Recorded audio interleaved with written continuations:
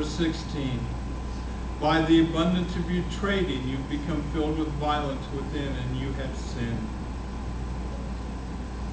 Excuse me, therefore I cast you out as a profane thing, out of the mountain of God. And I destroyed you, O covering cherub, from the midst of the fiery stone. Your heart was lifted up because of your beauty. You corrupted your wisdom for the sake of your splendor. I cast you to the ground. I laid you before kings that they might gaze at you. You defiled your sanctuary by the multitude of your iniquities, by the iniquity of your trading. Therefore I brought fire from your midst. It devoured you, and I turned you to ashes upon the earth, in the sight of all who saw you. That thing that we fight is nothing but ashes. He has been burned and he has been consumed. All who knew you among the people are astonished at you. You have become a horror and shall be no more forever. That thing that we battled, those things that we battled are nothing compared to what your God is.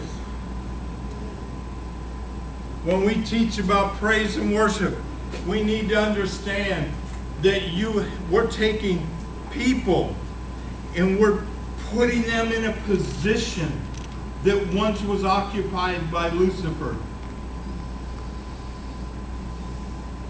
Now, I don't know about you. If somebody took your job, you'd just be tweaked.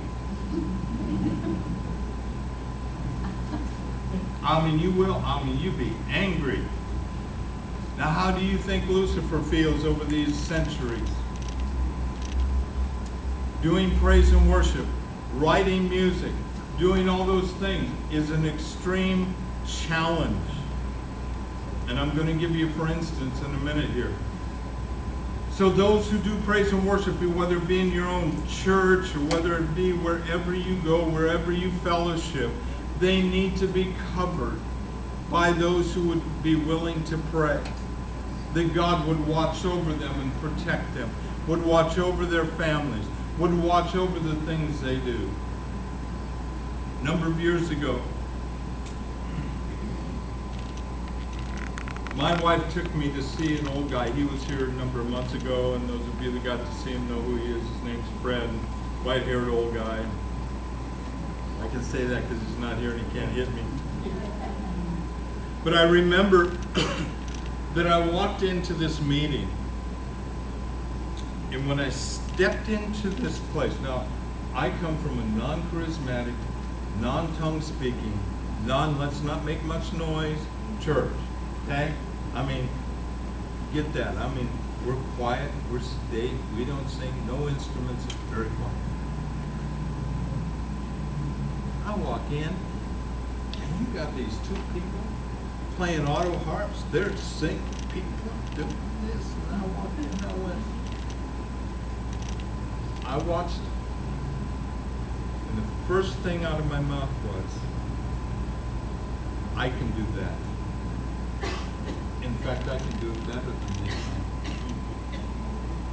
Do you know that that's how most people who do praise and worship view others?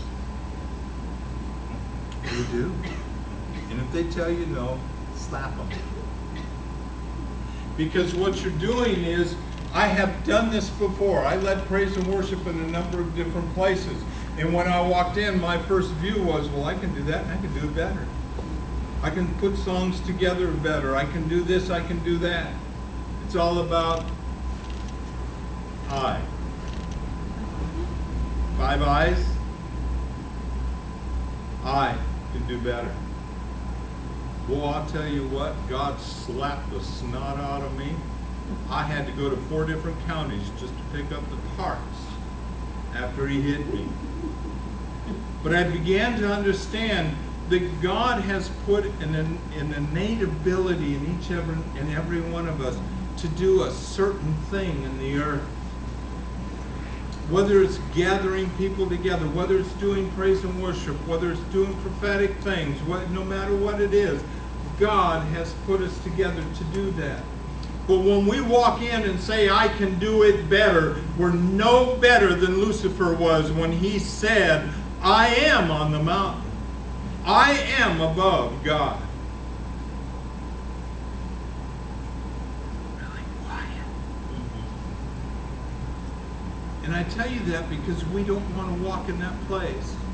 We want to walk in a place where we're submitted unto God. And when we see things, we want to help it. Not hinder it, not do better, help it. It's like me when I teach somebody about something I know something about, I give them all the information I can, not to overwhelm them, but enough for the job that they're doing so that they can do certain things that will help them. I don't want to, I already know how to do it. I just want to help you do it.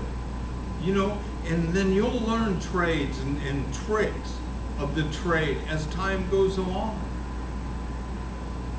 When I started doing praise and worship at an Assembly of God, I was so blessed because I had gotten over the fact that I was the best. As far as I was concerned, I was just, you know, one of the guys. But I love to sing. And I don't do it because I want to be better than you or better than him or better than other people. I want to do it because I have a king I want to recognize. I have a Jesus who is greater than anything that walks the face of the earth. I have a God that I want to serve as best I know how. And if he gives me a song, I'll sing it. If he gives me a word, I'll speak it. If he tells me to go sit down, shut up, and have a good time, I will sit down, shut up, and have a good time. But the idea is what is he saying? And am I saying exactly what he said? I have watched people literally tear apart a church because of their praise and worship, because they were so stinking good at it, they knew it, and they destroyed a church because of it. It happens. And we as individuals need to realize if that is taking place, we need to start praying. I don't care. Get knee pads, but wear out God with prayer because it is that imperative. They can destroy what God is trying to build up.